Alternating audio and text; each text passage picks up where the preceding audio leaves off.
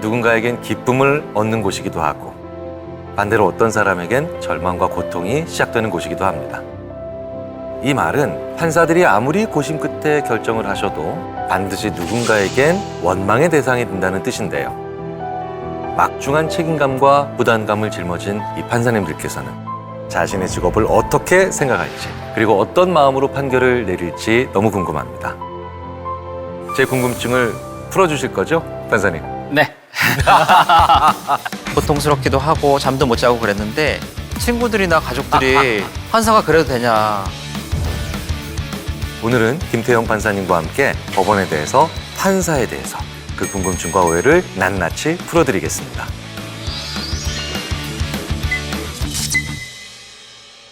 안녕하세요, 네. 판사님. 아유 교수님 반갑습니다. 네, 정말 반갑습니다.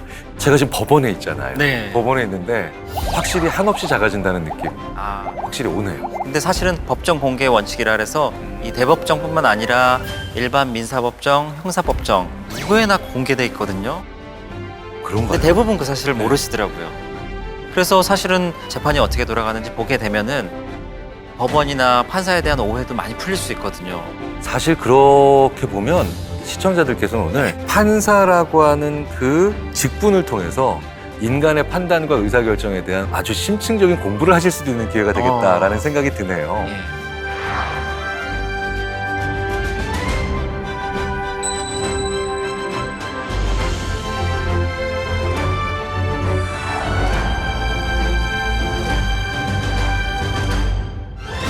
어떤 일을 하고 계신지 한번 좀 먼저 소개를 부탁드릴게요. 수원가정법원에서 4년째 재판을 하고 있고요. 법관이 된 지는 약 16년 정도 됐고 4년째 가사소년 전문법관으로 근무하고 있습니다. 보통 판사님들 일반적인 경우는 한 2년, 3년마다 법원을 옮겨가면서 다양한 재판을 맡고 있거든요. 근데 가사재판, 소년재판 그런 분야는 좀 전문적으로 재판을 계속하는 게 업무 처리나 판결의 신뢰성이나 높아질 것 같아서 전문법관 제도를 몇 년 전부터 실시하고 있습니다.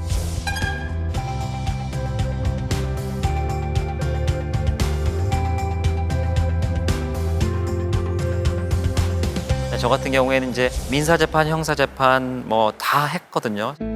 그러다가 이제 가사재판과 소년재판을 우연찮은 기회에 한번 맡아서 해봤는데 다른 재판과 다르게 판사가 재량도 많고 책임도 좀 많은 분야인 것 같아요. 연령대가 더 어린 분들에 대한 재판이다 보면 남은 세월이 시간이 많은 분들이라서 훨씬 더 많은 영향이 가게 돼 있잖아요. 자, 그런 면에서는 참 부담도 많이 되실 것 같아요. 처음에는 그 잠도 못 자고 그랬었어요. 처음에 이제 재판을 할 때는 그 아이들을 좀 혼내고 그 아이들한테 좀 잘해주고 당근과 채찍처럼 여러 가지 얘기도 해주고 그러다 보면은 바뀌겠지 생각했는데 안 바뀌는 경우도 많이 있더라고요. 그랬을 때 이제 거기에 대해서 회의감이 들기 시작하면서 고통스럽기도 하고 잠도 못 자고 그랬는데 계속 재판을 하다 보니까 점점 좋은 케이스들이 많아지는 거예요. 많이 바뀌는 아이들이 점점 늘어나고 저한테 찾아와서 판사님이 많은 영향을 주어서 지금 일도 하고 뭐 결혼도 한 친구도 있고 그렇게 밖에서 온 친구들을 보면은 사실은 일반 재판에서 느낄 수 없는 부분이죠. 그렇네요.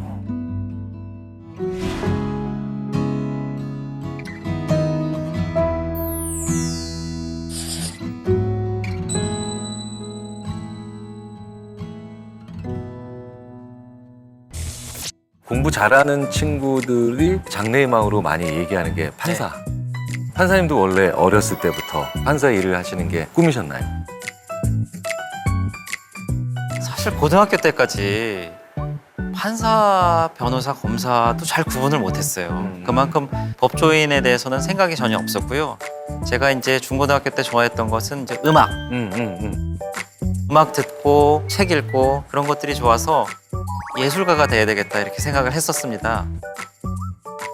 음악에 관련된 일을 하고 싶어서 음악을 실제로 만들었거든요. 만들고 이제 기획사 찾아가서 그 데모 정도면 테이프도 뭐, 많이 하고 뭐 오디션도 보고 그랬어요. 근데 단 한 군데도 예외 없이 다 거절 통보를 받았습니다. 굉장히 좌절을 하고 실망하셨겠어요. 네, 실망을 하고 있었던 차에 이 친구가 엠넷 VJ를 모집한다는 기사를 갖고 왔어요. 그렇게 보시고 네. 하셨구나. 기사를 봤는데 그때는 사실은 지금처럼 뮤직비디오나 영상, 음악을 구하기가 되게 어려웠어요. 근데 엠넷 같은 데 가면은 전 세계의 음악가들의 뮤직비디오를 마음껏 볼 수 있다. 그래서 시험을 받고 무려 300대 1의 경쟁률을 뚫고 채용이 됐습니다. 그때 작가님이랑 PD님이랑 뭐 아이디어도 많이 짜서 방송도 하고 그런 일을 하다가 나중에 음악 관련된 음악 프로듀서나 아니면은 라디오 DJ나 이런 게 하고 싶었는데 시청률이 좀 잘 나오지 않으니까 재계약은 없다 이렇게 얘기를 하더라고요. 그때는 이제 되게 어렸잖아요. 20살, 21살 때 그만 나와도 된다 이런 말들에 좀 충격을 받아서 그때 이제 사법시험이나 변리사 시험이나 전문적인 자격에 관심을 갖게 된 거죠. 그래서 이제 법관이 돼서 지금까지 근무를 하게 됐습니다. 판사. 네. 사실은 되고 싶다고 다 되는 건 아니거든요. 그렇죠. 네, 그래서 판사가 되는 방법, 과정을 조금 좀 자세히 구체적으로 말씀해 주신다면 어떨까요? 네. 근데 지금 이제 로스쿨이 도입돼서 원칙적으로는 로스쿨을 졸업하고 변호사 시험을 보고 10년 동안 법조, 리걸 커리어를 쌓은 다음에 법관 지원을 하고 선발 절차를 따로 거치게 됩니다. 좀 많이 달라졌네요. 30대 초반 판사는 볼 수가 없을 겁니다. 그러게요. 법학 전문 대학원이 도입되기 전에는 사법연수원이라는 곳을 들어가서 실무 트레이닝을 2년 정도 받게 됩니다. 근데 또 사법연수원에 들어가서도 시험을 굉장히 많이 봅니다. 한 과목 딱 10시간. 혹시 그거 아세요? 밥 먹으면서 시험 보는 그런 시스템이거든요. 아침 10시부터 저녁 6시까지 시험을 보는데 중간에 이렇게 도시락 먹으면서 시험을 보는 그런 사법연수원의 시험이 있었습니다. 저희 때는. 그 시험 결과에 따라서 성적이 좀 좋은 분들이 판사로 많이 그렇죠. 지원을 했던 것 같습니다. 네. 근데 사실 교수님 저도 믿기지 않겠지만 연수원 때는 법전을 다 외웠어요. 정말요? 예. 이렇게 이미지처럼 형상화해서 다 외우고 그랬는데 지금은 기억이 하나도 안 나요. 그게 아마 좀 나이 들어서 노화에 따른 자연스러운 기억력 감퇴가 아닐까 생각이 되는데 근데 지금도 그렇게 법전을 다 외우는 것이 필요한가요? 전혀 필요 없습니다. 전혀 필요 없죠. 예, 컴퓨터 안에 파일로 저장돼 있기 때문에 찾으면 되고요. 법전을 빨리 기억하는 것은 기억력이 좋다는 자랑 정도? 지금은 오히려 너무나 많은 정보들이 들어오기 때문에 불필요한 기억은 좀 맞아요. 소진시켜야 되지 않나. 맞아요. 새로운 사건 정보, 사건에 대한 기록이나 여러 가지 증거 자료를 섭취할 수 있는 준비 상태가 돼야 되는데 일이 많고 너무 머릿속이 복잡하면은 그건 이제 당사자들이나 재판받는 사람들은 다 안 좋겠죠. 머리를 비워내야 되는데 뭐 법전을 외우고 있다든지 뭐 사건 내용을 머릿속에 다 기억하고 있다든지 제 개인적인 생각으로는 얼마나 힘드실까, 얼마나 고통스러우실까 이런 생각이 듭니다. 사실 사회에 필요하고 그다음에 좋은 판사나 좋은 법률가를 우리가 사회가 네. 원하는 거잖아요. 사실은 이게 등수를 통해 가지고 더 많이 알고 있다, 더 조금 더 많이 기억하고 있다. 사실 이건 좋은 기준은 아니겠죠. 그렇죠. 아니겠죠. 사실 저는 심리학자의 한 사람으로서는 그것보다는 법률가라면 이 정도의 수준의 이 정도의 생각을 하실 수 있어야 된다. 라고 그렇죠. 했을 때 그 기준을 만족하는지 안 하는지 이렇게 더 바라봐야 되는 게 더 좋을 것 같아요. 네, 맞습니다. 법관에 있어서 최우선적으로 고려해야 될 게 마음이 열려 있어야 됩니다.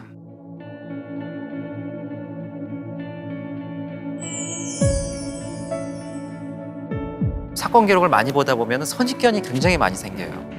그냥 제목만 보고 죄명만 보고 이거는 어떤 문제일 거야, 어떤 답일 거야 이렇게 예상하는데 저는 그게 판사로서 가장 경계해야 된다는 그런 겁니다. 선입견. 이전 경험이 워낙 많으시니까. 워낙 많으니까 데이터가 그러니까 워낙 벌써 많이 쌓여 있는데 낙인을 찍을 수 있다. 네, 항상 사건은 그 사건 기록 속에 답이 있거든요. 그 사건의 당사자들의 말에 답이 있고 열린 마음을 갖지 않고 기존에 자기가 얻은 지식, 경험, 판례 이런 것만을 생각해서 선입견을 내리는 게 제가 보기엔 제일 위험한 것 같고요. 아무것도 모르는 상태에서 접근한다. 알고 있더라도 그걸 비워내는 습관이 중요한 것 같고요. 둘째로는 한쪽으로 치우치지 않는 균형 감각이 중요한 것 같습니다. 근데 저는 그것도 궁금해요. 사실은 드라마에서 아주 장면마다 고증이 잘 됐다 하더라도 네. 재판을 이제 담당하시고 또 판결하기까지 처리하는 문서의 양, 고민의 그 크기 자체 크기와 양에 대해서는 그렇게까지 생생하게 보여주시기 어렵잖아요. 그렇죠. 그걸 좀 한번 말씀해 주시면 어떨까요? 사실은 하는 일이 네. 하루 종일 사무실에서 네. 고민하는 게 그 일이거든요. 아침에 출근해서 사무실에 계속 앉아서 네. 기록 보고, 또 점심 먹고 계속 앉아서 기록 보고, 그러고 나서 저녁 먹고 계속 기록 보고. 고3인데. 예, 고3 생활이랑 똑같습니다. 계속 그런 게 반복이 되기 때문에. 저희 연구자들도 근데 아무리 논문을 그렇게 읽어도 그렇게 계속해서 읽기 어렵거든요. 그렇죠. 일단 눈이 아파요. 저희 허리 너무 아프고. 직업병이죠. 저희도 눈, 목, 허리. 사건 기록이 적을 때는 300페이지지만 정말 많은 거는 몇만 페이지 되는 기록도 있어요. 맞아요. 하루 종일 그 재판 기록을 보다 보면은 저녁 때쯤 되면 머리가 정말 뜨겁습니다. 사건과 관련된 기록들은 핵심 요약만 정리돼서는 안 되는 경우가 많잖아요. 이제 전문적인 얘기를 하자면은 재판 당사자가 중요한 사실, 그 부분에 대한 주장을 했는데도 불구하고 그 주장에 대해서 판단을 안 해주거나 증거를 뭐 채택을 안 하거나 그런 경우에는 판단 유탈이라고 해서 항소나 상고 사유가 됩니다. 그렇기 때문에 일선에서 재판하는 사람들은 어떤 당사자들의 주장, 여러 뭐 수만 페이지에 구석해 있는 주장이라 해도 그거에 대한 판단을 빠뜨려서는 안 되겠죠. 그렇기 때문에 굉장히 꼼꼼해야 되고 치밀해야 됩니다. 예전에 한번 그 판결문을 주의깊게 한번 읽어본 네, 적이 있습니다. 근데 그 문장이 정말 수십 수백 번 고쳐 쓰신다고 하더라고요. 네, 판결문을 쓸 때는 수십 번 정도는 고쳤습니다. 판결문이라는 것은 굉장히 중요한 문서잖아요. 그리고 당사자들한테는 한 문장이 굉장히 크게 다가오거든요. 그 사람들의 인생이 달려 있고 특히 형사 재판 같은 경우에는 그 사람의 형량이 정해지고 민사 재판 같은 경우에 재산이 왔다 갔다 하는데 오해가 있으면 안 되는 문장이 기본이고 거기에 대해서 설득력도 있어야 되고 거기다가 논리적 완결성까지 갖춰야 되기 때문에 굉장히 여러 차례 검토를 거칩니다. 지금 재판부는 3인이 같이 하는 합의부 재판이 있고 혼자서 재판하는 단독 재판이 있거든요. 저 같은 경우에 지금 이제 합의부 재판을 하고 있는데 오히려 단독 재판을 할 때는 더 힘듭니다. 합의부 재판은 3명이 같이 재판을 하니까 교차하면서 문체도 다듬고 논리적 완결성이 떨어진 곳은 없는지 체크해 볼 수가 있는데 단독 재판인 경우에는 원칙적으로 혼자서 판결문을 쓰고 등록이 되거든요. 근데 거기에 뭔가 논리적인 흠결이 있다든지 오타가 있다든지 실제로 인간인 이상 그럴 가능성이 있잖아요. 굉장히 괴롭습니다. 10여 년 전에는 판결문에 오타가 한 3번 이상 나면 사표 써야 된다. 이런 농담도 있었어요. 얼마나 스트레스 받겠습니까? 그래서 그만큼 판결문이나 그런 문장에 대해서 섬세하게 다루고 있습니다. 살짝 좀 짓궂은 호기심도 있어요. 네. 혹시 뭐 용모나 뭐 이런 것에 관련된 그런 뭐 규칙이나 내규나 뭐 그거 아니라도 규율이라든가 뭐 이런 게 있나요? 법정에서는 네. 양복을 입어야 되고 그 여름 때는 이제 넥타이 정도는 풀을 수 있다고 그런 규정이 있거든요. 근데 그냥 일반 사무실 출퇴근할 때는 따로 규정이 없습니다. 근데 그런 경험은 있습니다. 이제 저희 한참 선배님들, 네. 제가 초임 판사 시절에 판사는 항상 가방에다가 긴 와이셔츠, 넥타이, 그리고 끈 있는 구두 이렇게 해야 된다는 그런 분들도 예전에 있었는데 지금은 그런 말씀하시면은 완전 그 꼰대라고 하실걸요. 맞단 말이야. 네. 그럼 그것도 궁금해요. 법복. 네, 법복이라고 표현하는 게 맞나요? 네 맞습니다. 관리는 어떻게 하세요? 뭐 직접 하시는 거예요? 아니면 뭐 법복은 국가의 소유거든요. 그래서 네. 개인한테 지급은 되지만 퇴직하게 되면은 다 반납을 해야 되고요. 뭐 기점으로 그러니까 가지고 은퇴는 못 하시나 보죠? 예, 그렇게 할 수는 그런구나. 없습니다. 아까 아쉽다. 그게 사실은 법복이 변화시키는 그런 어떤 도구거든요.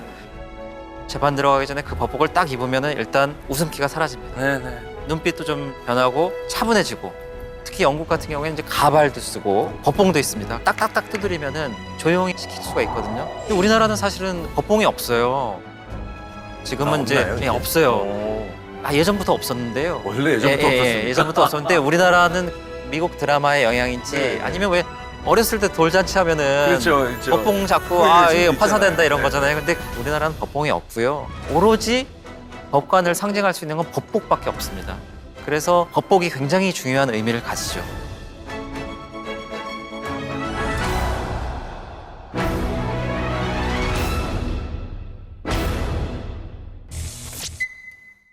김태형 판사라고 네. 합니다. 라고 하면 그 직업이나 아니면 그 직에 대한 선입견 같은 것들이 있잖아요. 느껴지시는 정말 게 많습니다. 있죠. 예. 네. 어떤 모임이나 어떤 자리에 갔을 때 네. 소개를 하셔야 되는데 네. 뭐 저도 이제 네. 저는 심리학자입니다. 딱 이러면 이제 느껴지는 선입견이 있어요. 네. 그러면 안 되는데 파란불 켜졌다 이제 빨간불로 바뀌고 그럴 때 보통 이제 막 뛰어서 가잖아요. 그러면 이제 친구들이나 가족들이 판사가 그래도 되냐. 저희도 사실은 그 사생활 속에서는 똑같이 평범한 시민이거든요. 항상 옳은 말만 해야 되고 점잖아야 되고 또 오해도 많이 하세요. 네. 대단한 권력을 갖고 있는 것처럼 착각해서 단속에 걸렸어요. 창문 열고 수고하십니다. 그럴 때 이제 딱 판사 명함을 주면서 무슨 법원의 김태형 판사입니다. 그러면 수고하십시오. 이러면 완전한 오해입니다. 고위공직자가 어떤 범죄를 저지른 걸 인지하게 됐을 때는 내부에 보고하게 돼 있어요.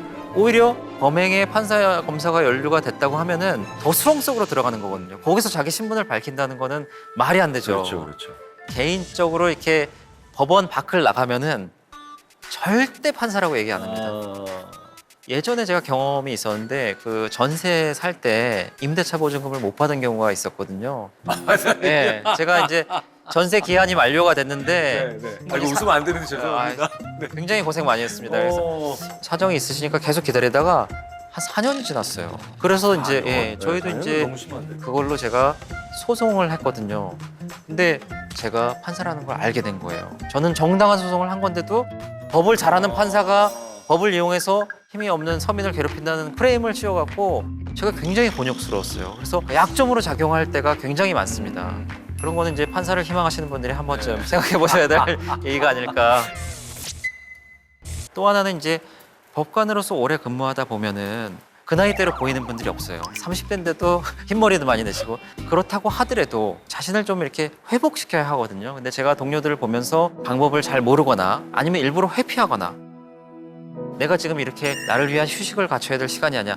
하나라도 더 봐서 당사자들을 구제해야 되는데 당사자들의 억울함이 없도록 해야 되는데 이런 생각들이 결국 그 재판을 올바른 방향으로 이끌지 않고 있다는 생각이 들어요. 왜냐하면 사람은 휴식을 취해야 되고 또 자기가 좋아하는 일을 어느 정도 했을 때 재충전이 될 수 있거든요. 후배 판사님들이나 동료들한테 항상 좋아하는 걸 좀 찾아서 해라.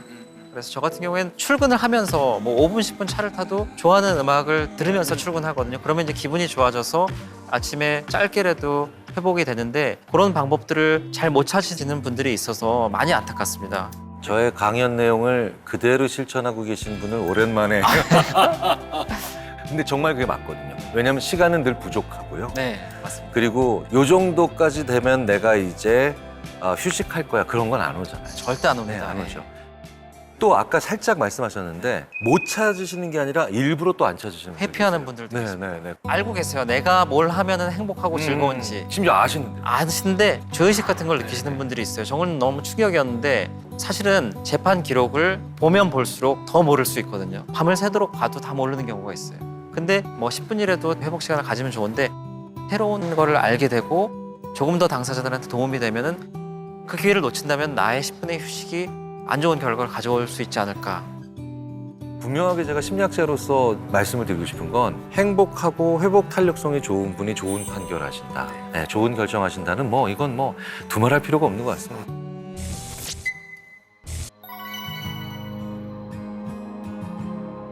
다른 생활이 거의 없고 맨날 법원에서 기록만 보기 때문에 사회가 어떻게 돌아가는지 그런 부분을 잘 모를 수도 있어요.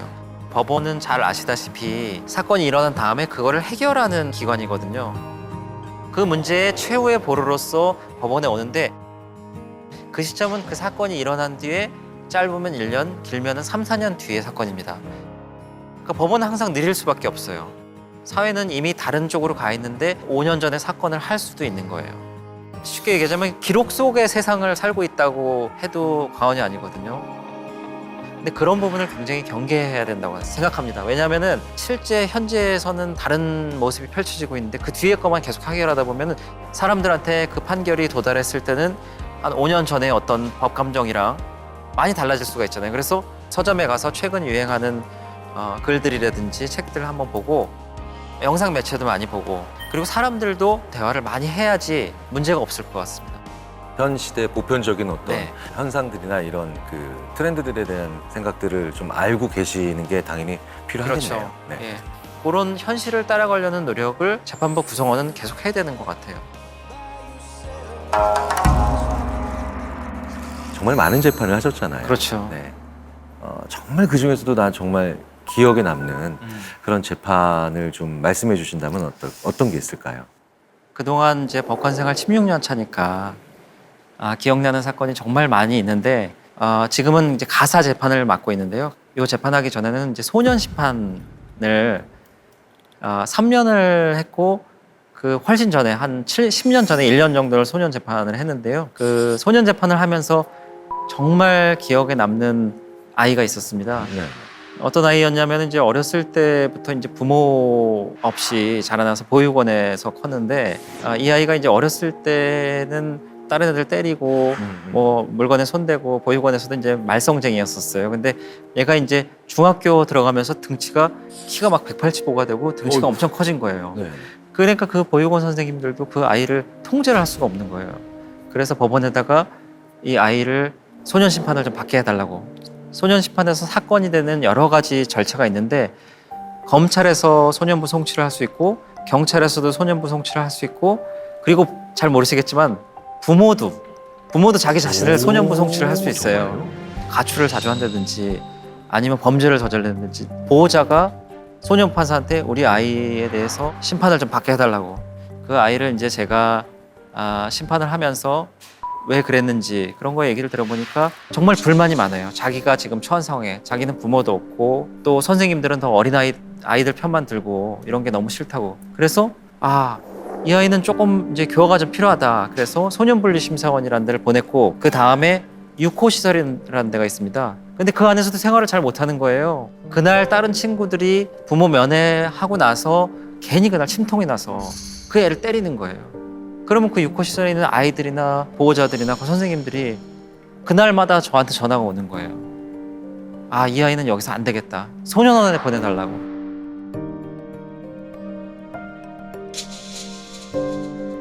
근데 저는 이제 계속 관찰을 해보니까 이 아이가 계속 그러는 게 아니라 뭔가 그런 이벤트가 있을 때만 확 폭발하는 스타일이더라고요. 보니까 뭔가 몸 안에 생각 안에 울분이 가득 찬 아이래 갖고 제가 소년원에 보내지 않고 6호 시설에 있다가 오히려 더 낮은 단계의 처분, 그러니까 1호 처분이라고 하는데 그룹홈 같은 데를 보냈습니다. 이 아이는 오히려 많은 보호자들이 왔다 갔다 하는 그런 6호 시설보다 소규모의 외부와 어느 정도 좀 통제가 되고 사랑을 많이 받을 수 있는 그냥 가정집 같은 곳에서 좀 부모의 사랑을 느껴보면 좋겠다.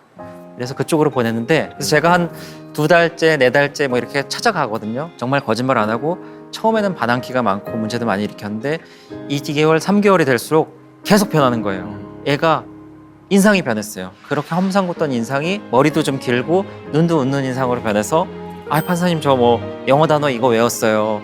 수학 문제 이제 이거 풀었어요. 그러면서 막 이제 칭찬에 목말라 했고 칭찬을 해주니까 아이가 너무 변한 거예요. 지금은 고등학교에서 완전히 모범생이 돼갖고 그 학교에서 모범학생으로 표창장도 받고 또 학교가 대중교통을 이용하면 2시간 반, 네. 2시간 반이 걸리는데 거기를 매일 왔다 갔다 하려고 새벽 3시 반, 4시에 일어나서 학교를 간답니다. 7시 반에 도착하려고. 그러고 나서 또 2시간 반 걸려서 집에 오고. 그런 이제 변화되는 감동적이네요. 아이들을 봤을 때 이거는 일반 민사재판, 형사재판을 통해서 느끼지 못한 보람이다 이런 생각이 들어요. 왜냐하면은 판사로서 일하면서 정말 뭐 불만을 가지신 분들도 계시지만 정말 열심히 기록을 보고 정말 공정한 판결을 위해서 고심고심해서 판결문도 쓰고 하는데요. 재판이야? 막 이러면서 원망도 하시고 원망을 많이 하고 늘 판결 선고를 하고 뭔가 결정을 한 다음에는 마음이 편할 날이 없어요. 어느 한쪽은 이해를 못하니까. 그렇지만 이제 그런 구조와 좀 다른 소년 심판은 당사자가 없습니다. 그러니까 의사와 환자와의 관계가 똑같아요. 비행 청소년이 정말 환자라고 그러네요, 하면은 진짜. 판사가 의사 같은 느낌으로 검사가 따로 없습니다. 물론 소년들도 막 소년원 처분, 10호 처분하고 원망하고 그러긴 하지만 일반 형사재판과 소년재판이 다른 게 아이들은 아이들이에요. 대부분 많이 변하고 나중에 한참 뒤에 지나서는 찾아오기도 하고 전화도 하면서 그 아이는 비록 범죄 때문에 오긴 했지만 저희가 그 아이를 심판하고 처분할 때는 어떻게 보면 좀 쓴소리도 하고 어떻게 보면 혼내기도 하고 어떻게 보면 또 칭찬해주기도 하면서 보호자 같은 관계로 선생님 같은 관계로 그 아이를 변화시켜서 나중에 사회에 더 큰 범죄자가 되지 않도록 교화를 시키는 거거든요. 이게 법이라는 것은 사실은 굉장히 강한 구속력을 가지고 있기 때문에 좀 더 준엄하고 분명하게 너 잘못했고 그러니까 이렇게 가보자라고 하는 것을 보여줄 수 있는 그런 적극적 개입의 여지가 있네요. 그렇죠. 그래서 이 가사소년 재판을 담당하는 가정법원은 특별히 붙는 부캐가 있습니다. 부캐. 그 부캐가 후견적 복지적 법원이라는 타이틀이 꼭 붙습니다. 후견적 복지적 법원. 예, 어떻게 보면 참 좀 중요한 표현이네요. 사법부는 개입을 하지 않거든요. 해결만 하고 법을 적용해서 사건에 대한 결론을 내주는 거지만 이 가정법원은 후견적 복지적 하면은 약간 행정부서가 하는 그런 역할을 많이 합니다. 그래서 실제 소년 심판 드라마를 보면은 판사였던 김혜수 씨가 검사처럼 막 수사하는 거에 따라가고 막 그런 역할도 하거든요. 근데 가정법원은 그런 역할을 할 수 있는 근거가 있습니다. 예, 복지적 역할이 있어서 10년 이상 법관생활을 하는 동안 받아본 전화보다 이 소년 재판 한 달 동안 하는 전화가 훨씬 많습니다. 훨씬 더 많죠. 예.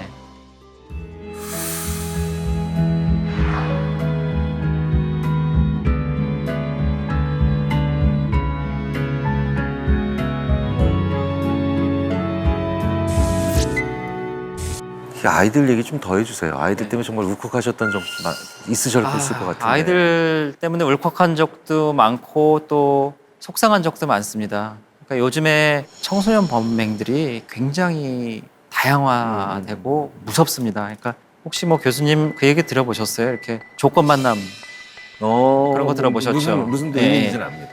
비행 청소년들이 조건 만남을 빙자해서 강도 행각을 벌이는 사건이 제가 한 10년 전에 했을 때도 그때도 많았었는데 몇 년 동안 하는 동안도 많더라고요. 조건 만남을 하자며 40대 남성을 불러내 폭행하고 수백만 원의 금품을 빼앗은 10대 청소년 3명이 경찰에 붙잡혔습니다. 경찰은 이들이 추가 범행을 계획한 정황을 포착하고 그러면 4-5명이 쫙 들이쳐서 일단 강목 같은 걸로 그 성매수남을 때리면서 이거 지금 미성년자 성매매 아니냐. 이거 신고할 거니까 너 가진 돈 다 내놔라. 그 규모가 몇 천만 원이에요. 몇 천만 원씩 뺏어가더라고요. 근데 그 성매수남들이 그런 범죄가 발각될 것을 두려워서 그러니까 계속 그 돈을 갖다 주는 거예요.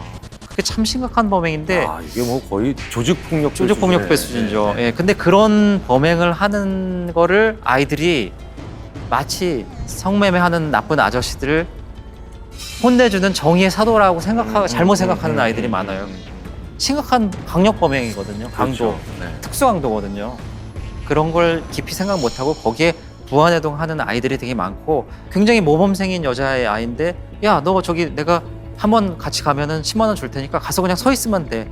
그래서 약간 방조범 형태로 거기 끼어들었다가 나중에 굉장히 후회하는 아이들도 많이 있어요. 근데 이제 반대로 또 보람을 느끼는 경우도 많이 있습니다. 아까 얘기했듯이 유코 시설이라는 거는 이제 소년원 보내기 전에 가정과 분리돼서 한 6개월 정도 분리 생활이 필요한 아이들 같은 경우에 그쪽으로 보내주는데 거기에 이제 아이들만 보내놓고 판사가 안 가면은 안 되거든요. 왜 그러냐면은 수원 가정법원도 있고 서울 가정법원도 있고 인천 가정법원도 온데 거기 아이들이 판사를 기다려요. 자기를 재판한 판사를. 그래서 심지어는 전화도 오고 편지도 보내요. 며칠 전에 인천 가정법원 판사님들 오셨는데 판사님 안 오세요? 이런 식으로 연락도 오고 그래서 그럴 때 이제 가게 되면은 그 안에서 이제 생활하는 것도 보고 거기서 어느 날 이제 공연을 했는데 그 제가 들은 노래 중에서 제일 좋은 노래인데 이제 라디의 엄마라는 노래. 라디에 거기에 있는 한 50-60명 아이들이 그 클라이막스 때 엄마 이렇게 할 때 정말 그 일반 가수들이나 그런 분들이 부르는 거랑 다르게 그냥 이 가슴에서 그냥 엄마 하는데 진짜 그걸 보고 안 울은 사람이 없었어요. 저희 직원들이랑 같이 갔는데 다 눈물바다가 돼서 자기가 평생 들었던 그런 노래 중에서 그만큼 감동적인 경우는 없었다. 그거는 정말 가슴으로 부르는 노래거든요. 멜로디가 음정이 틀려도 그 감성은 제가 아마 평생 잊을 수가 없었어요. 그래서 저도 이제 그날 집에 가면서 이제 어머니께 전화를 드려서 보통 이제 항상 어머니 그러거든요. 어머니 저기 식사하셨어요? 이랬는데 그날은 그냥 엄마 이렇게 얘기했는데 쑥스럽기도 하고 좀 이상하더라고요. 그래서 고마워. 내가 눈물이다. 예. 아유, 교수님 감수성이 아직. 아, 참. 심리학자들이 가끔 이제 유서 분석을 하거든요. 예. 유서에 제일 많이 나오는 얘기가 엄마.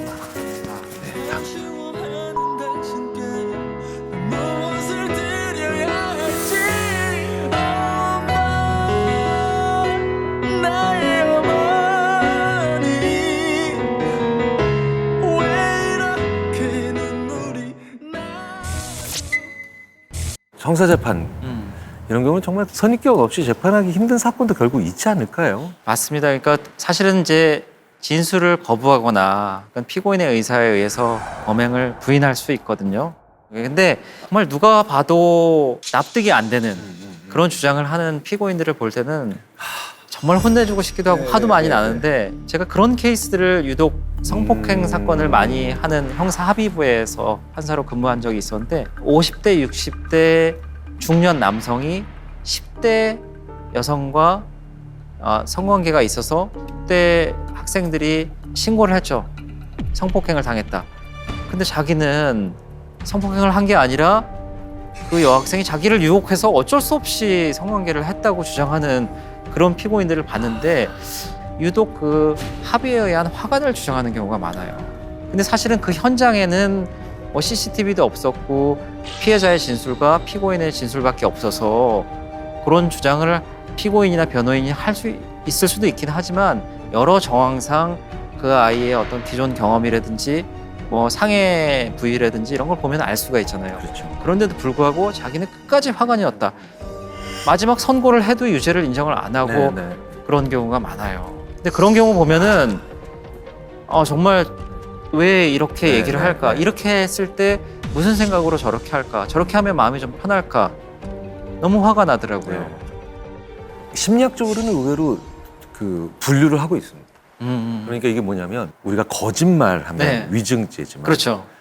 헛소리했다라고 처벌받는 건 아니잖아요. 네. 심리학에서는 거짓말보다 더 위험한 거를 헛소리, 영어로 bullshit, 아예 논문에서 나오는 단어입니다. bullshit. 그러니까 이거를 개소리라고 합니다.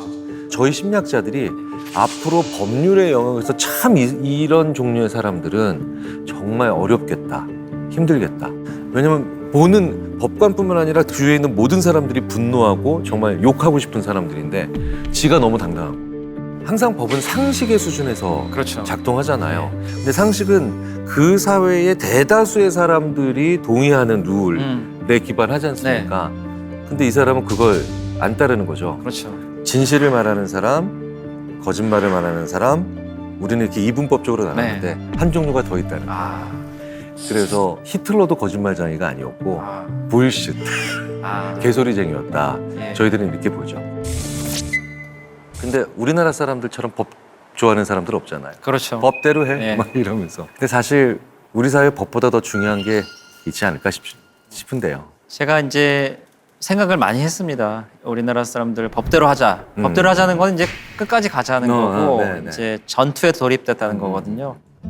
그런 게 이제 사회가 다양해지고 좀 각박해질수록 이 관용이 많이 없어지는 것 같아요. 관용도 없고 매너, 예의, 도덕 이런 것들이 많이 사라지는 것 같거든요. 바로 법으로 그냥 직행이에요. 그 전에 이제 중고등학교에서 도덕이나 예의, 범절 법보다는 그 아래에 사람들이라면 응당해야 될, 지켜야 될 것들에 대해서 설명을 많이 해주고 있지 않습니까? 법을 어기기 전까지 그 이전의 행동을 멈출 수 있을 정도로 서로를 배려를 해준다면은 그러면 결국 우리 사회가 고소난발하지 않는 그런 사회로 갈 수 있지 않을까 조심스럽게 소망해 봅니다. 법은 어쨌든 당일 보편적인 언어로 규칙이잖아요. 그렇죠. 그 규칙은 안 지키면 안 되는 것들이죠. 그런데 법이라고 하는 저 가장 그 인간이 갈 수 있는 그 마지막에 민낯이 드러날 수 있는 시간 순순에 가지 않고 반대 방향으로 가게 만들어줄 수 있는 게 사실 대부분 롤모델이에요. 그렇죠. 봐봐, 저 사람 저렇게 하잖아. 저 사람이 저렇게 하니까 우리도 저렇게 한번 가면 더 좋아지잖아. 존경할 만한 사람, 닮고 싶은 사람, 이런 사람들이 많지 않은 사회에서 그러니까 바로 이 법에 더 민감해지는 게 아닐까 싶어서요. 그런 닮고 싶은 사람들을 많이 발굴해내고 얘기를 할 수 있는 그런 규칙 기반의 사회가 아니라 롤모델에 기반한 사회가 좀 많이 됐으면 가장 근본적인 해결책이 되지 않을까 싶기도 한데요.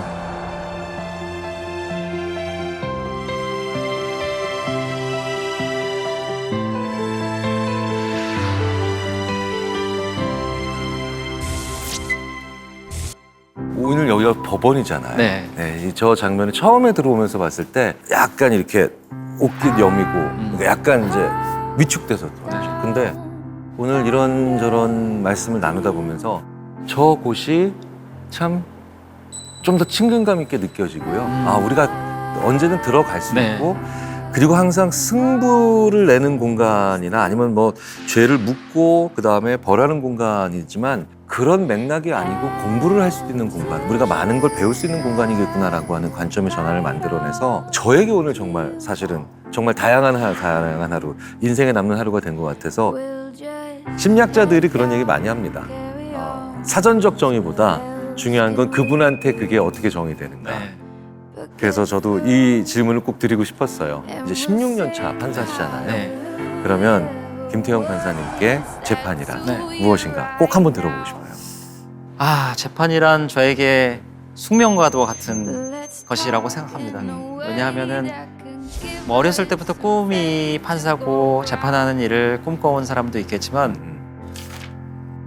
저는 정말 뭐 어쩌다 어른이 되고 어쩌다 노인이 되고 어쩌다 죽음을 맞이하는 것처럼 어쩌다가 이 법조인이 될 거라는 생각을 못 했거든요. 그래서 재판이란 저에게 너무나 무겁지만 숙명 같은 것이고 계속 해야만 하는 것, 그렇게 받아들이고 있습니다.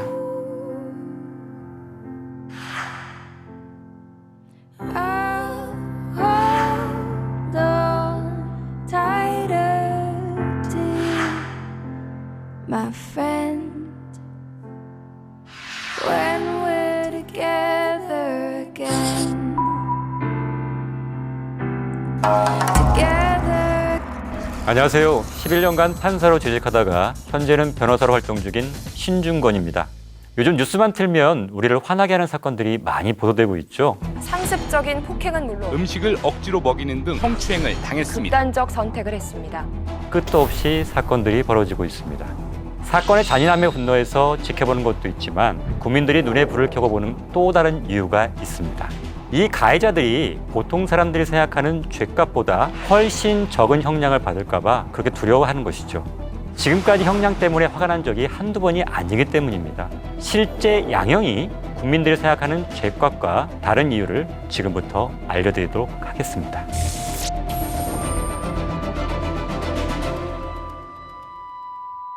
솜방망이 처벌하면 떠오르는 사건 혹시 있으신가요? 사람들을 가장 분노하게 만든 사건, 바로 조두순 사건입니다. 2008년 조두순이 8세 여아를 성폭행해서 상해를 입혔던 사건인데요.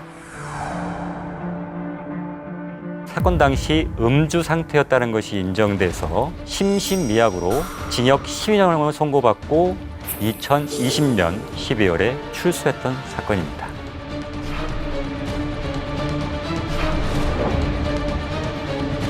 지금의 법감정에 의하면 굉장히 낮은 형으로 보여질 것입니다. 그럼 당시 조두순에게 징역 12년이 선고된 이유는 무엇일까요? 당시에는 징역 12년은 굉장히 센 형이었습니다. 대법원이 정한 양형 기준에 따르면 이러한 유사한 사건에서의 최고형은 징역 11년으로 돼 있었습니다.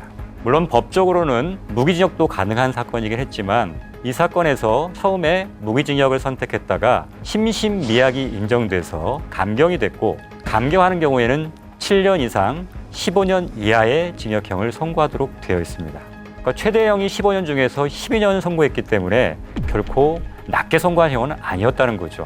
다만 문제가 됐던 건 뭐냐면 왜 심신미약 감경을 인정했느냐였던 겁니다. 당시에 변호인은 주치의에 의한 심신미약을 주장했는데 검사가 이에 대해서 전혀 반박을 하지 않았습니다. 법원 입장에서는 검사가 이에 대해 반박을 하지 않으니까 심신미약을 인정할 수밖에 없었고, 심신미약을 인정하는 경우에는 그 당시 법에 따르면 무조건 감경하도록 되어 있었습니다.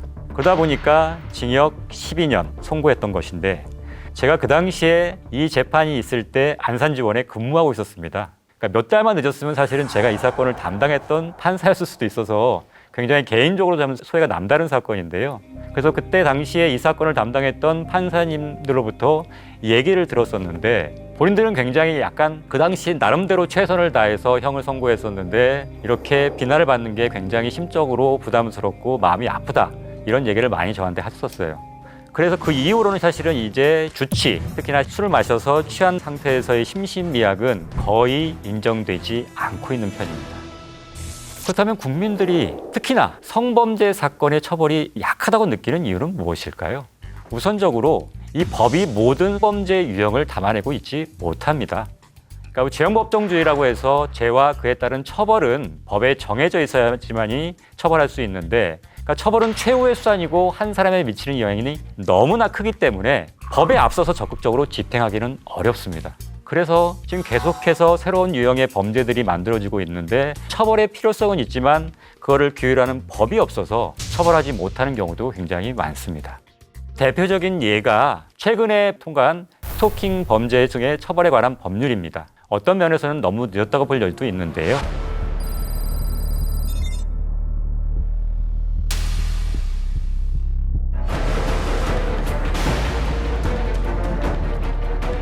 (1999년에) 처음 발의됐다가 국회 분덕을 넘지 못하고 단순히 경범죄 처벌법상의 지속적 괴롭힘이라는 것으로 분류돼서 10만 원 이하의 벌금이나 구류 또는 과료에 그쳤던 것이죠. 그러다가 22년 만인 2021년 4월 21일에 법이 통과돼서 앞으로 스토킹 범죄자는 최대 5년 이하의 징역이나 5천만 원 이하의 벌금에 처해질 수 있는 것이죠. 2021년 10월 22일부터 시행될 예정입니다. 제가 처음 판사로 임관됐을 때와 비교하면 특히나 성범죄 같은 경우에는 그 처벌이 거의 천지개벽 수준으로 세졌습니다. 그 대표적인 이유가 이 성범죄의 경우에 친고죄와 반의사 불벌죄 조항이 폐지된 것이죠.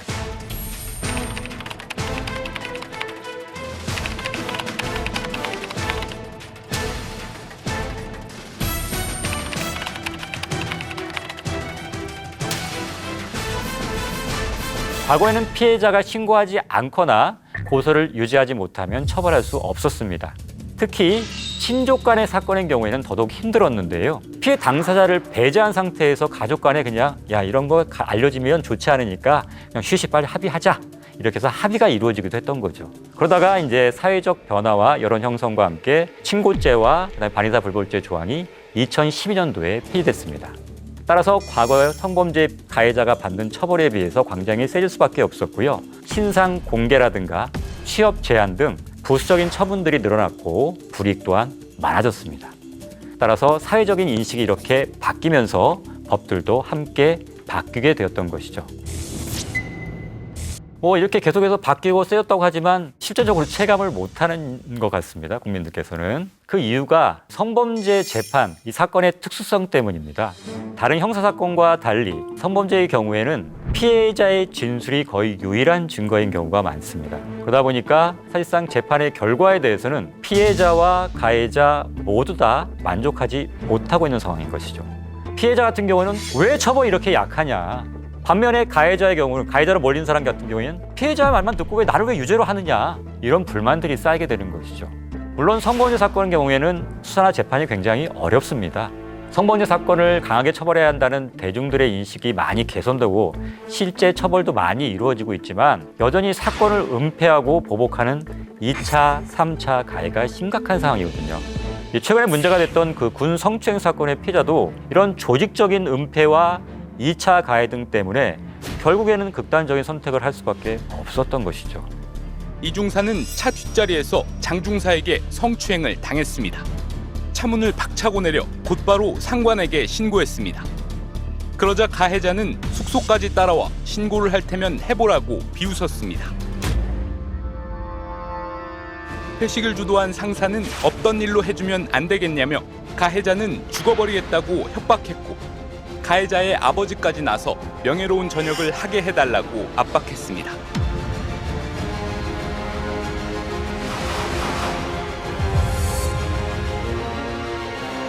특히나 군의 폐쇄성 때문에 드러나지 않고 묻히는 일이 굉장히 많습니다. 이게 군사재판이라는 게 군에서 재판을 하다 보니까 판결한 내용을 보면 도저히 말도 안 되는 것들이 굉장히 많습니다. 일반 법원에서 재판을 했다면 유죄는 물론이고 실형까지 나와야 될 사안이 무죄가 되거나 아니면 집행유예, 심지어 벌금에 처해지는 경우도 있단 말이죠. 단지 신분이 군인이라서 군사재판을 받는데 이 성범죄에 대해서는 일반 법원에서 받는 것과 군사재판을 받는 것은 완전히 다릅니다. 그 속에서 피해자의 진술이 불합리하게 해석되거나 초동수사가 부실하게 이용돼서 정말로 처벌받아야 될 사람이 처벌이 이루어지지 않는 경우가 굉장히 많다는 것이죠. 이번 군 성추행 사건으로 인해서 이런 문제들이 굉장히 많이 부각이 됐고요. 그래서 이거에 대해서는 여러 가지 법을 개선해야 된다는 여론들이 많아서 실제로 개정안이 많이 발의되어 있는 상태입니다. 물론 이렇게 성범죄의 처벌이 약하다 비난하는 부분도 있지만 반면에 억울하게 사실은 성범죄자로 몰려서 재판을 받다가 결국은 혐의를 벗거나 무죄를 받는 사람들이 있을 거 아닙니까? 그렇다면 이 억울하게 몰렸던 사람 입장에서는 그 상대방 고소했던 사람을 무고죄로 이제 고소를 하게 되는 경우가 많습니다. 그런데 실제로 무고죄가 받아들이는 경우가 거의 없습니다.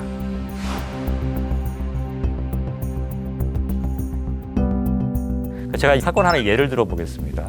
여러 명이 이제 대학원생들이 MT를 갔습니다. 이제 저녁이 돼서 밤이 돼서 이제 술자리를 갖게 됐습니다.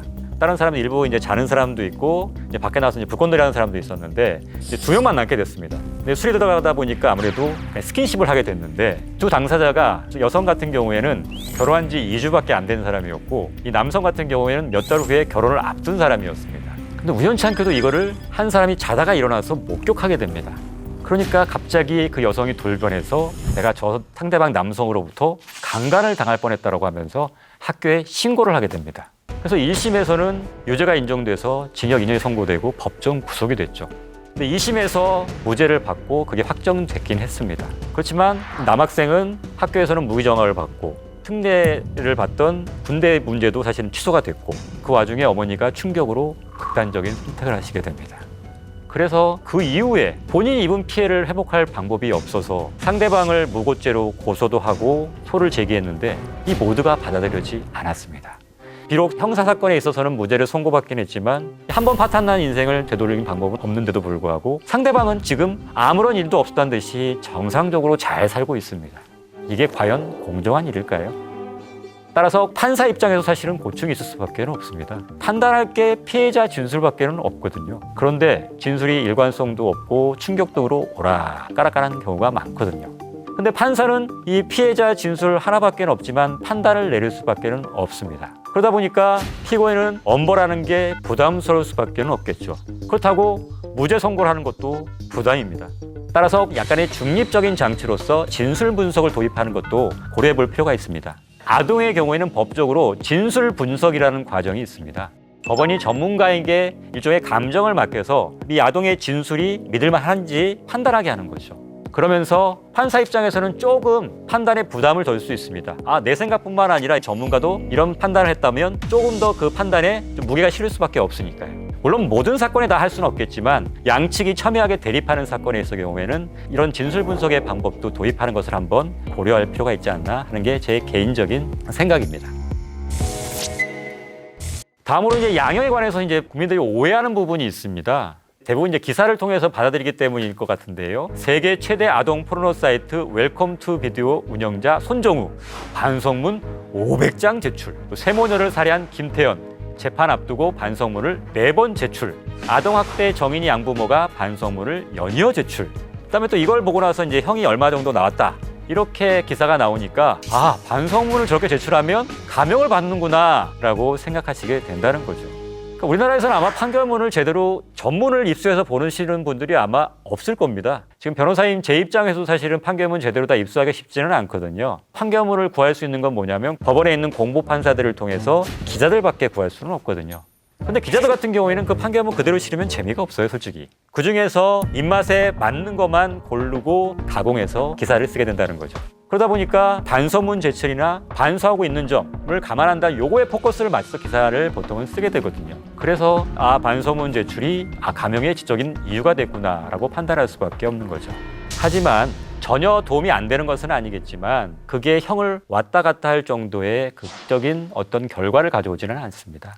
형을 선고할 때는 대법원이 정한 양형 기준표에 따라서 형을 정하게 됩니다. 이 양형 기준표에는 반소문 제출이라는 항목은 없습니다. 감경 요소로 있는 게 뭐냐면 이제 진지한 반성이라는 항목인데요. 이 보통 경우에 그래서 이 반성문 제출 진지한 반성 아니냐라고 해서 같이 연관시켜서 생각하시는 분들이 많은데 반성은 몇백 장으로 그 진지한 반성으로 볼 수 있는 걸까요? 제가 본 반성문 중에는 유행과 가사를 그대로 옮겨놓은 반성문도 봤습니다. 반성문을 제출한다는 그 자체의 주안점을 두고 내용에 대해서는 신경을 안 썼던 것이죠. 그래서 이 반성하고 있는 게 아니라 법을 오히려 우롱하는 것이 아니냐라는 생각이 들어서 약간의 가중사유로 삼기도 했던 적이 있었는데 그렇다면 이 양형이로 되어 있는 진지한 반성이라는 건 그러면 어떻게 판단을 할 거냐? 이게 이제 문제라는 거죠. 지금 현재로는 판사가 임의로 판단하게 되어 있어요. 그러다 보니까 어떤 판사 같은 경우에는 그 부분이 많이 반영된 것 같기도 하고 어떤 부분은 많이 적게 반영된 것 같기도 하고 그래서 필요한 사건의 경우에는 조사관을 통해서 어떤 심리 상태라든가 면담을 해서 실제로 피고인이 어떻게 피해복을 위해 활동을 하고 어떻게 지금 느끼고 있고 반성을 하고 있는지를 객관적인 자료를 통해서 그 부분에 대해서 양형으로 반영해야 되는데 지금 같은 경우에는 피고인이 제출하는 몇 가지 서류만 가지고 지금 판단하는 게 전부라는 거죠. 그 반면에 탄원서의 경우에는 가해자 쪽에 가족들이 쓰는 경우도 있고 피해자 쪽에서 쓰는 경우도 있는데 가해자 쪽에서 쓰는 탄원서의 경우에는 반성문과 마찬가지로 별다른 효과는 없습니다. 그런데 피해자 쪽에서 자기가 지금 현재 상황이라든가 자기가 입고 있는 피해에 대해서 탄원서 형식으로 재판부에 제출하게 된다 그러면 법원 입장에서는 피해자의 상황이 이렇다는 걸 무시할 수는 없기 때문에 그거를 반영해서 형을 정하게 됩니다. 그래서 혹시라도 본인이 입은 피해가 막중하고 그 반면에 가해자가 반성도 제대로 안 하면서 선처말을 바라고 있는 것으로 보인다면 법원에 솔직한 본인의 심정을 담은 탄원서를 제출하는 것은 도움이 될 수 있습니다. 이제 법원에 밖에서 나와 보니까 이런 문제가 있더라고요. 그 양형 기준에서는 이 피고인에 대해서 5년부터 15년까지 선고할 수가 있게 돼 있어요. 그러고 나서 이제 판사가 5년을 선고했단 말이에요. 그런데 왜 5년인지에 대해서는 제대로 된 설명이 없어요. 사실 어떻게 보면 이 부분이 굉장히 중요한 부분이라는 거죠. 판사의 재량이라고 하는데 그럴만 합리적인 이유가 있어야 된다는 거죠. 근데 그 부분에 대한 설명도 없이 무조건 나는 법과 양심에 따라서 했으니까 그냥 믿어라 라고 하고 있는 게 지금 현실이에요. 과정이 투명하게 공개되어 있지 않는 상태에서 판결문도 사실은 지금 공개도 안 돼 있잖아요. 그러면서 판사가 한 거에 대해서 그대로 그냥 무조건 믿으라고 하는 게 요즘 같은 세상에 합리적인 방법이냐는 거죠. 왜 내가 어떠한 근거를 통해서 15년까지 갈 수 있지만 5년을 선택했는지에 대해서 투명하게 보인다면 밖에서 지금 만연하게 퍼져 있는 소위 말하는 정관예우라든가 뭔가 유착이 있을 거야. 그런 의심들은 자연스럽게 없을 수 있는 거죠. 그래서 또 한 가지 필요한 게 바로 판결문 공개라는 겁니다. 법원에서 판결문을 공개하지 않는 표면적인 이유는 크게 두 가지예요. 판결문을 공개하려면 실명에 되어 있는 부분 다 비실명 처리를 해야 됩니다. 그러려면 비용과 시간이 많이 든다는 거죠. 또 한 가지는 개인의 프라이버시와 관련된 부분이 많기 때문에 그것이 공개됐을 때 다른 사람의 프라이버시를 침해할 수 있다. 이걸 내세웁니다. 그런데 그것도 물론 이유가 될 수 있겠지만 제 개인적으로 봤을 때 공개하지 않는 이유는 판결문 검색 시스템상에 들어있는 판결문 때문입니다. 이건 상상도 하실 정도로 양이 어마어마합니다. 거의 모든 하급심 판결들이 다 지금 수록돼 있습니다. 그래서 이거는 법원만이 갖고 있어야 어떻게 보면 상대적인 우위에 점하고 권위를 내세울 수 있기 때문에 오픈하지 않는 면이 좀 강하거든요. 그리고 또 한 가지는 굉장히 엉터리 판결문도 굉장히 많아요. 사건이 배당받게 되면 우선 판결문부터 검색하게 돼요. 비슷한 사건이 딱 뜨면 비슷한 사건에서 이렇게 판결을 선고했으니까 비슷하게 가면 되겠구나. 이렇게 비슷하게 따라가다 보니까 이 판결문 검색 시스템이 어떻게 보면 법원에서 양형이 쉽게 변하지 않는 이유 중에 하나라는 거죠. 그리고 비슷한 판결문이 있으면 그대로 가져온다고 했잖아요. 일명 복붙을 하다 보니까 이름까지도 그대로 갖고 오는 경우들이 있어요. 그러다 보면 당사자 이름이 아닌데 딴 사건의 이름이 그대로 써 있는 판결문도 간혹 보인다는 거죠. 이런 판결문들이 공개됐을 때 그 비난을 오롯이 본인들이 받아야 되기 때문인 것도 있죠. 그러다 보니까 이거를 다 공개하는 것을 주저할 수밖에 없는 겁니다. 하지만 신뢰의 문제는 더 중요한 문제입니다. 지금 법원 입장에서 무조건 우리 판결에 대해서 믿어달라. 우리는 법과 양심에 따라 찬점 부끄럼 없이 지금 재판하고 있다. 말로만 할 것이 아니라 정말 그것을 보여주는다는 입장에서라도 판결문 공개가 필요해 보입니다. 다만 단계적으로는 형사와 가사의 경우에는 이 프라이버시적인 부분이 많기 때문에 조금 차후에 공개를 하더라도 민사와 행정에 관한 판결문만이라도 우선적으로 공개하는 게 좋을 듯합니다. 그렇다면 지금 문제가 되고 있는 실추된 법원의 신뢰도 어느 정도는 회복할 수 있지 않을까 하는 제 개인적인 생각입니다. 제가 법정이 되고 나서 이런 얘기를 참 많이 들었어요. 범법자에게 저런 것까지 해줘야 해? 법인 잡는 게 중요하지 그런 사소한 절차가 뭐가 중요해? 이런 얘기 한 번쯤 다 들어보셨을 거예요.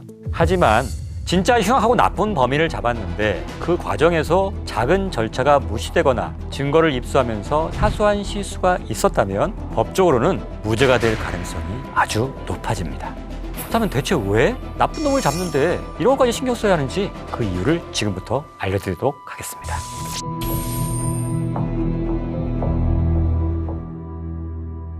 최근에 여성 다리 41번을 찍은 몰카범이 불법 촬영 혐의에 대해서 무죄 판결을 선고받은 사건이 있었습니다. 그 사안을 잠깐 들여다보면 절도죄로 긴급 체포돼서 호송되던 중에 범행을 시인하고 자신의 스마트폰 잠금 장치를 풀어준 A씨. 그런데 사진첩 안에서 여성의 다리를 찍은 수많은 사진이 발견됩니다. 경찰은 폰을 돌려주지 않고 체포 5일 후에 임의 제출 동의서만 받았습니다. 그런데 재판부는 A씨의 불법 촬영 혐의에 대해서 무죄 판결을 선고했죠. 그 이유는 경찰이 휴대전화를 압수한 지 며칠이 지나서 임의 제출 동의서만 받은 상태로 적법한 증거 확보 절차를 거치지 않았다는 점 때문입니다.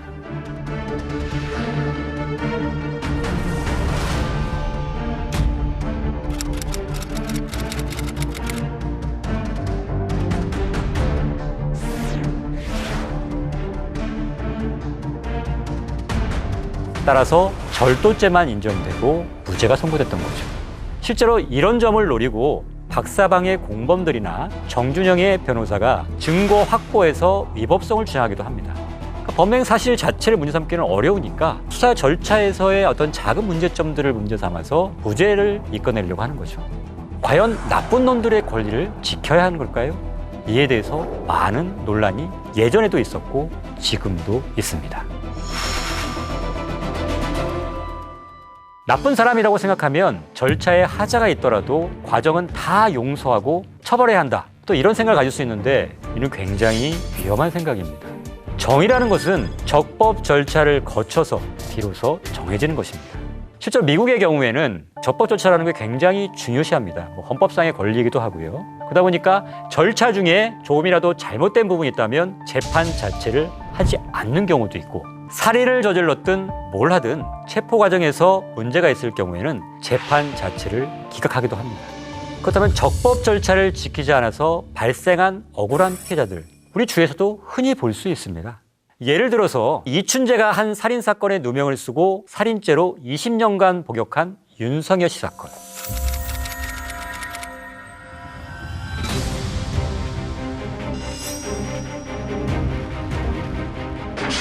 야간에 죽겠습니까? 야간에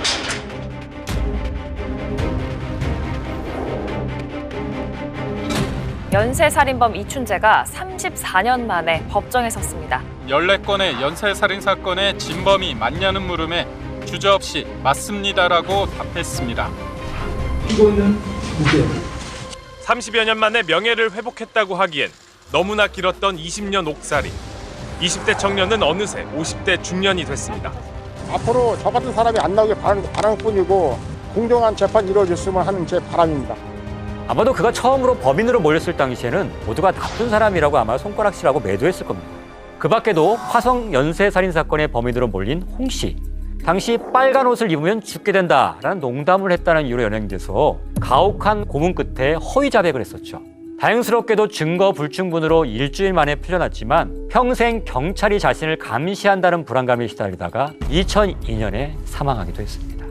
당시 연쇄살인 사건의 용의자로 몰려 경찰에게 불법 체포와 감금, 폭행 등을 당했다면서 진실화해위원회에 신청한 사람이 무려 27명이나 됩니다. 특히 10대 피해자가 많고 석방된 뒤에는 스스로 목숨을 끊거나 정신 이상이 된 사람도 부지기수라고 합니다.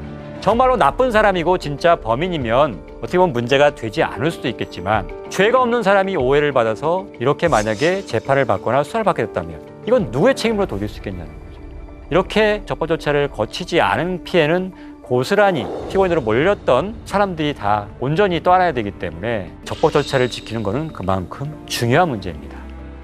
또 얼마 전에 문제가 됐던 사건도 있었죠. 버스 안에서 지갑을 주었어. 이거를 기사한테 돌려줬었는데 횡령했다는 혐의로 기소가 돼서 벌금 50만 원을 선고받은 취업 준비생의 얘기가 보도된 바가 있습니다.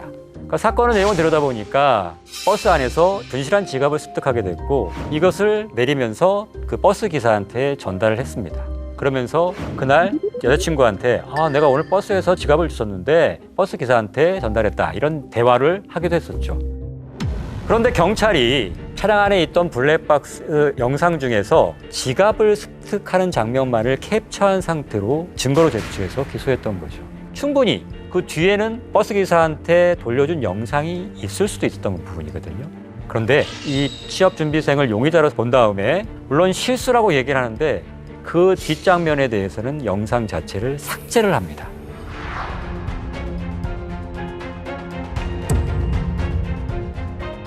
나중에 이게 항소심에서 밝혀졌죠.